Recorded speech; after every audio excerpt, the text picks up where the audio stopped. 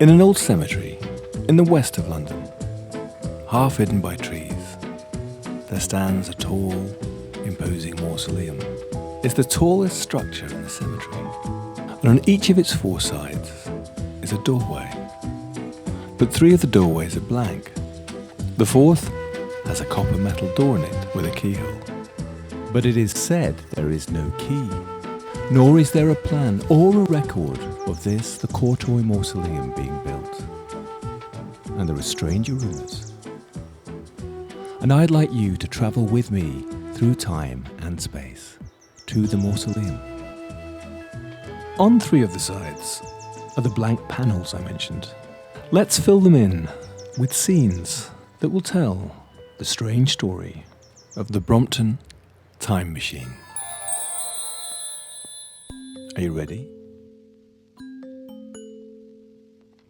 On the first panel of the mausoleum, a scene starts to materialise. An interior, round about the year 1800. There is a young man sitting at a table, a handsome young man. But he's looking rather pale, for he has read something that has terrified him. He sits back in his chair, puts his hands to his head. Then suddenly, he picks up an ornate pistol, puts it into his mouth, and blows his brains out.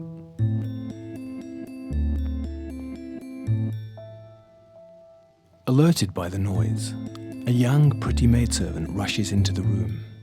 She sees the bloodied head. She sees the hand holding the pistol.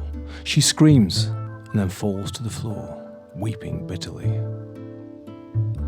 Now, this young man was Charles Boothby. He was what we might call a rake, a young dandy, a friend of Beau Brummell, come to London from his country estates, sent there by his family to educate him, no doubt. But like many young men, he'd chosen to educate himself with all the delights that London had to offer. Wine, women, song, parties, carriages, nights at the theatre, gambling. It all costs money. And like many young men in his position, Charles Prince Boothby had been spending more money than he'd received. He'd been borrowing money, but that money too had run out. And now it was time to pay the piper. The letters on his desk had revealed that he was horribly in debt. He faced not only ruin, possibly, but shame, the public shame of his family, the public shame of his friends. And perhaps some of those friends were not such good friends that they would stick by him now he had no money. Charles Prince Boothby, on that evening in 1800, had decided to escape. So he put a gun in his mouth and blew his life away.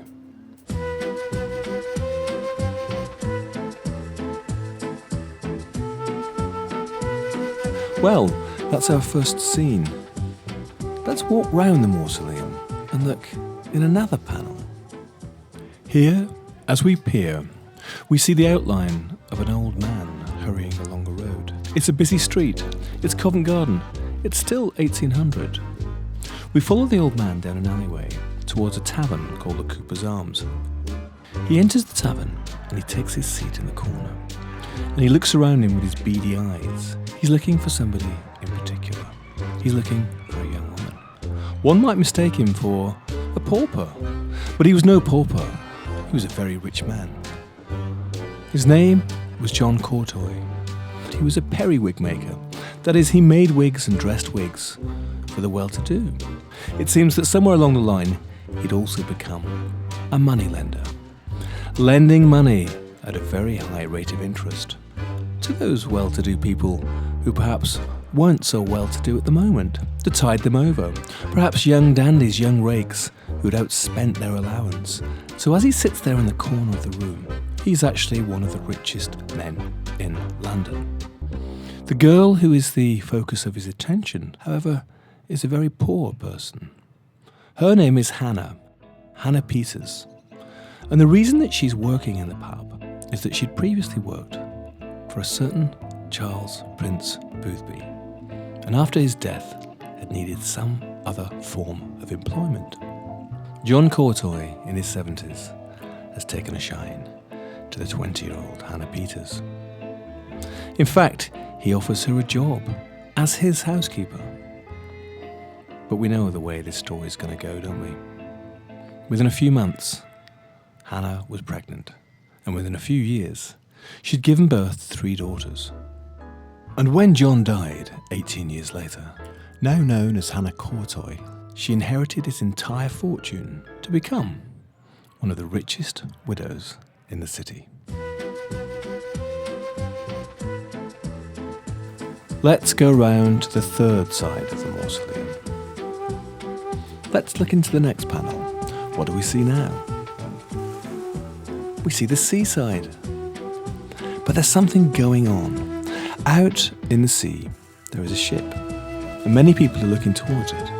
Every now and again, the hubbub rises as though something's about to happen, and suddenly, nothing happens. People seem to be getting a bit bored. Some are starting to drift away. Some of the men in hats with notebooks are shaking their heads at each other, as if to say, "I told you so," when suddenly...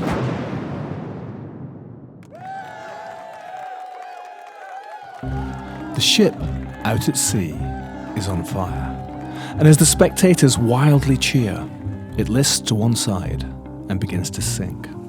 A little group of men, who are gathered around one man in particular, congratulate him. He accepts their congratulations as his due, waves at people, signs a few autographs. His name was Samuel Warner. He was the son of William Warner, a spy and a smuggler. In his youth, he'd experimented with chemicals, trying to make explosives. But later he joined the British Royal Navy, became a captain. He took service with Pedro I of Brazil. And it seems that when he was in Brazil, he became lost in the Amazon jungle, was taken in by a strange tribe, and whilst with them, went through various odd rituals, including the imbibing of a liquid drawn from a vine, which gave him intense mystical visions and gave him the belief that he now had strange mystical powers. When he returned to England, he used these powers and his knowledge of explosives to develop what he called a teleportation bomb, a psychic torpedo. Of course, this came to the attention of the authorities, who were very interested. After all, if such a weapon existed, it would give the British Navy an unbeatable hand in military affairs. Samuel Warner had arranged an experiment to be carried out in Brighton Bay, where he successfully and remotely destroyed a ship. It was Samuel Warner's intention to sell his weapons. He wanted £200,000 for each, not an inconsiderable sum, and not one which the British government was prepared to extend to him without him revealing the secrets of his teleportation bomb. This he declined to do, and they declined to pay, leaving him no other choice, he said, but to find other patrons who would pay for his psychic engineering secrets.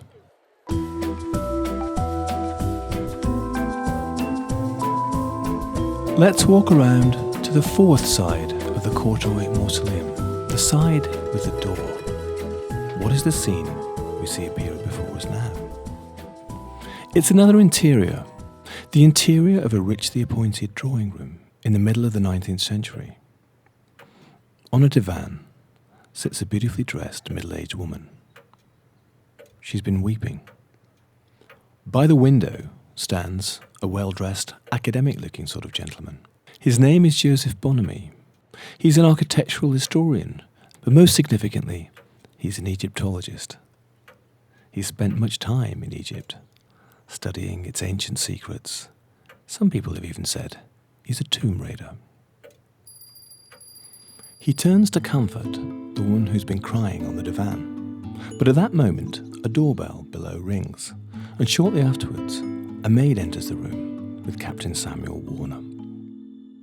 In recent years, Hannah Courtoy, for it is Hannah Courtoy, has become what we would call a society hostess at her wonderful house in Belgravia.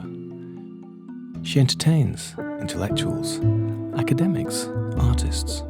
She's particularly interested in Joseph Bonamy and his knowledge of ancient Egypt, Like many Victorians, like the ancient Egyptians, she is obsessed with death, obsessed with time. And now she and Joseph Bonamy and Captain Samuel Warner, as they have been on many previous occasions, are engaged in deep and intense conversation. They have come up with a fantastical idea: to build her a time machine.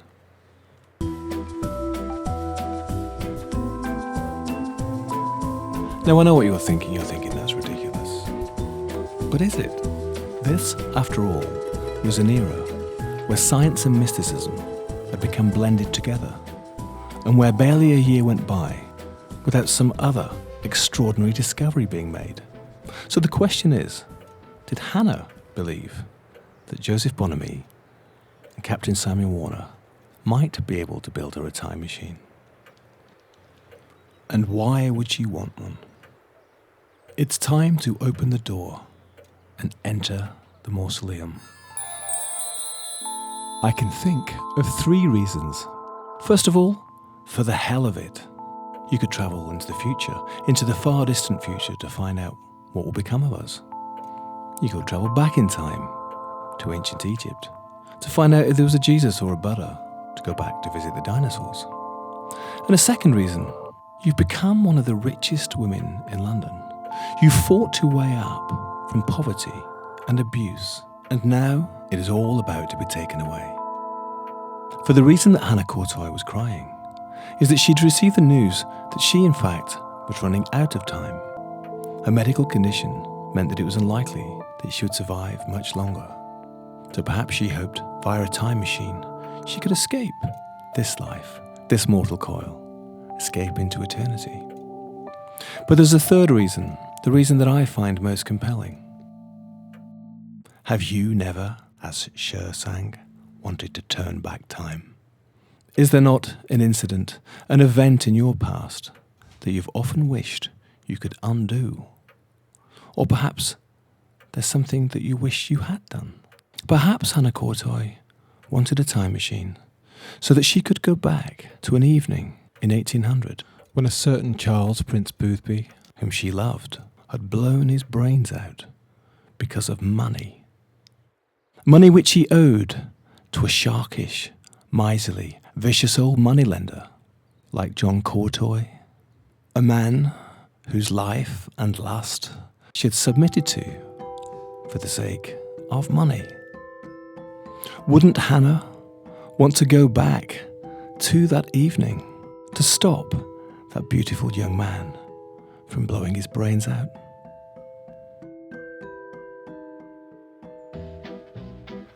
Hannah and 2 of her daughters are said to rest in the Courtoy Mausoleum. The mausoleum itself stands mysteriously, as it always has, guarding its secrets. Not a stone's throw away is the grave of Joseph Bonamy, decorated by Egyptian hieroglyphs, and an image of the ancient Egyptian dog-headed god Anubis, the psychopomp, the guider of souls. Somewhere else in the cemetery, Captain Samuel Warner is also buried in an unmarked grave.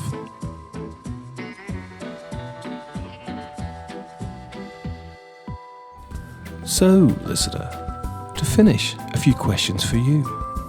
Do you think it possible that Joseph Bonamy and Samuel Warner built or tried to build a time machine for Hannah Courtoy, and that time machine is or is in the Courtoy Mausoleum? After all, what better place to park a time machine than in a London cemetery, where it would remain undisturbed and unmoved down the years? And do you think it possible that during my researches, I located a key for the mausoleum, and I entered it, and I was surprised, no, shocked, by what I found within? I'd love to answer that question, but I'm afraid